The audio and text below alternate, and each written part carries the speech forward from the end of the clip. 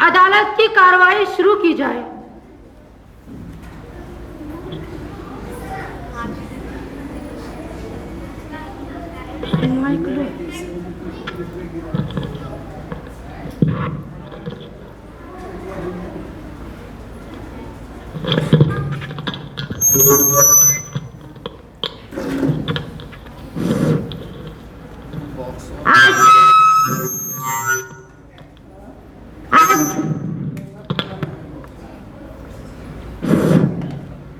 آج کا کیس یہ ہے کہ کچھ دنوں پہلے ایک مدرسے کے طالب علم شہزاد جو دہشت گردی کے جرم میں گرفتار کیا گیا تھا، جو پولیس کی حراست میں ہے، اور اہل خانہ کا کہنا ہے کہ ہمارا بیٹا اس جرم سے بری ہے، اس پر غلط الزام لگا کر پھنسایا گیا ہے۔ مجرم اور اس کے والد کو حاضر کیا جائے۔ مجرم شہزاد اور اس کے والد رضوان کو عدالت میں حاضر کیا جائے۔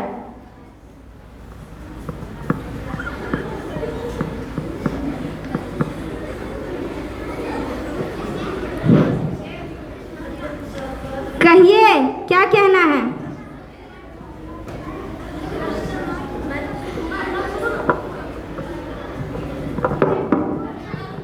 جج صاحب، پتہ چلا ہے کہ میرے بیٹے کو غلط الزام میں پھنسایا گیا ہے۔ حضور، میرا بیٹا بے قصور ہے، وہ تو صرف پڑھتا ہے، اس کا دہشت گردی سے کیا تعلق؟ جج صاحب، آپ اس کو چھوڑ دیجئے، میں بوڑھا آدمی ہوں، بہت دور سے آیا ہوں۔ یہ عدالت ہے، کوئی تمہارا گھر نہیں کہ جب چاہو آؤ اور مجرم کو چھڑا کر لے جاؤ۔ ہمیں خبر ملی ہے کہ مدرسوں میں جہاد کی ٹریننگ دی جاتی ہے، دیش کے خلاف بھڑکایا جاتا ہے، اسی میں تمہارا بیٹا بھی ہے، اس لیے گرفتار کیا گیا ہے۔ جج صاحب، آپ یہ کیا کہہ رہے ہیں؟ مدرسے میں یہ کیسے ہو سکتا ہے؟ آپ کو غلط خبر ملی ہے یا یہ کسی کی گھنونی سازش ہے؟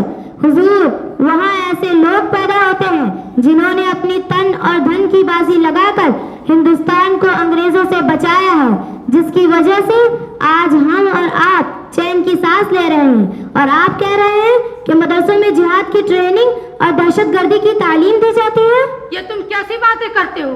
مدرسوں میں محبت اور جنگ آزادی میں مسلمانوں کا حصہ ہے، یہ تمہیں کس نے بتا دیا؟ جنگ آزادی میں تو کہیں مسلمانوں کا نام و نشان نہیں ہے۔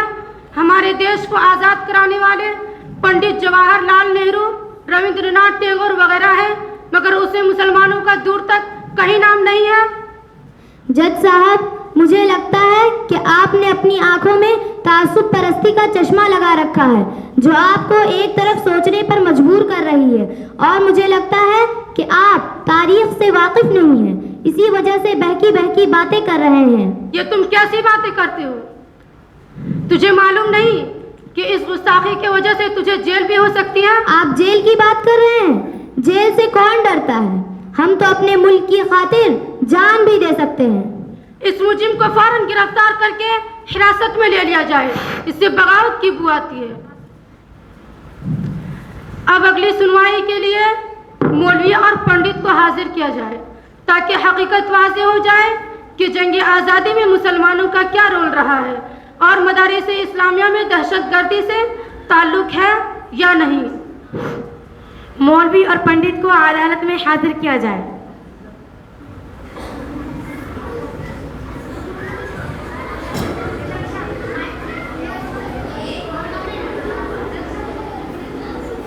ہم کو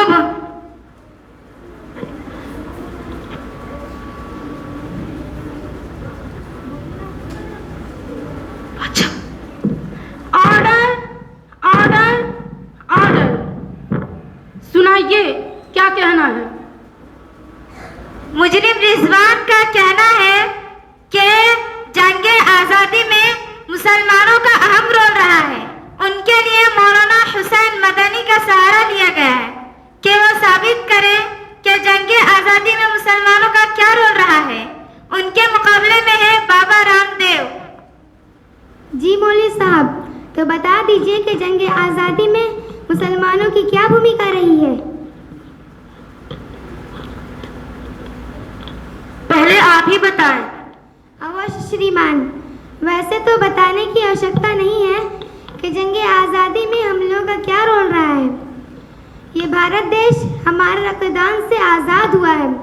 راشٹر پتا مہاتما گاندھی، ربندر ناتھ ٹیگور، جواہر لال نہرو، راجا مہندر پرتاپ اور انیہ مہاپروشوں نے لڑ کر برطانوی سامراجیہ سے اپنا لوہا منوایا اور ان کے ورودھ اپنے آتما پرماتما سے یدھ کرتے رہے، تب جا کر یہ بھارت دیش آزاد ہوا ہے۔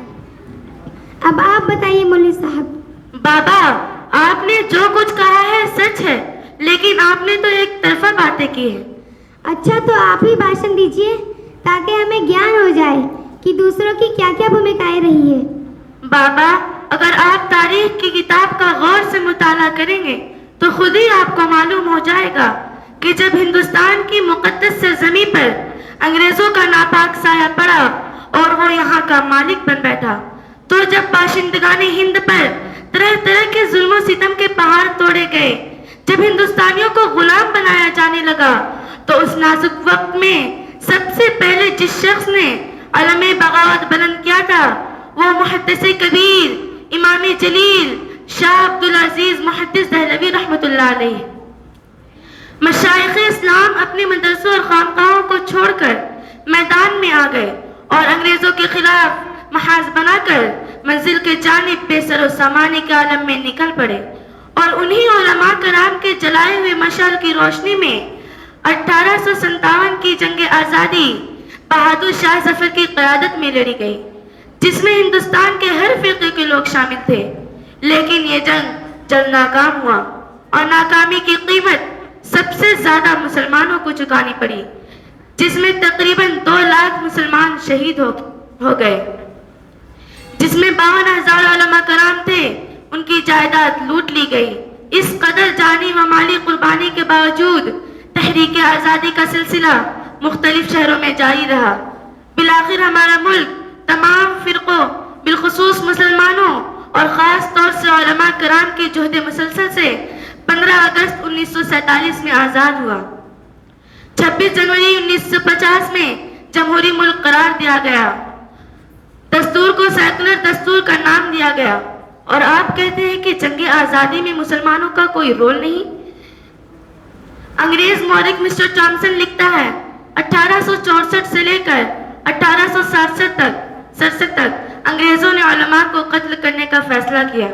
یہ 3 سال ہندوستانی تاریخ کا المناک سال ہے، اور ان 3 سالوں میں انگریز نے 14,000 علماء کو تختہ دار پر لٹکایا۔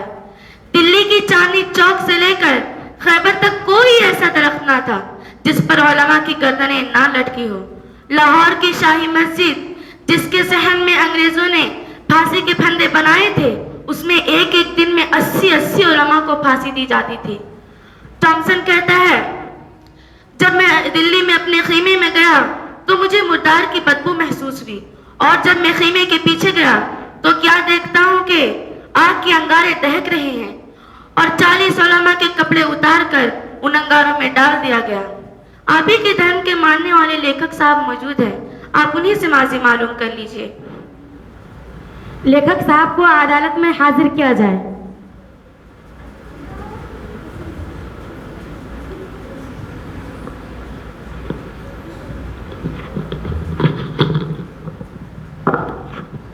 ہاں بابا صاحب، مجھے بہت کچھ معلوم ہے کہ جنگ آزادی میں مسلمانوں کا کیا رول رہا ہے۔ ایک نہیں بلکہ کئی کتابیں میں نے اس کے بارے میں لکھ ڈالی ہے۔ شہید بہادر سلطان ٹیپو، سلطان سراج الدولہ، مولانا ابوالکلام، مولانا محمود دیوبندی جو کہ مجاہد تھے، ان کے علاوہ بھی ہزاروں لوگوں کی تعداد میں مسلمانوں نے اپنے خون جگر کو اس دیش کے لیے قربان کر دیا۔ تمام باتوں کو مد نظر رکھتے ہوئے یہ پتہ چلا کہ آزادی میں مسلمانوں کا ہمیشہ رول رہا ہے۔ ہم لیکھک صاحب کی باتوں کو ایکسیپٹ کرتے ہیں اور مولانا کے بیان کو مد نظر رکھتے ہوئے मुजिम को रिहाई का ऑर्डर देते हैं और साथ साथ ये भी बता दें कि जिन मदारिस ने हर दौर में जंग के लिए इतनी कुर्बानियाँ पेश की है वो मदारिस इस्लामिया दहशत गर्दी का अड्डा कैसे हो सकता है।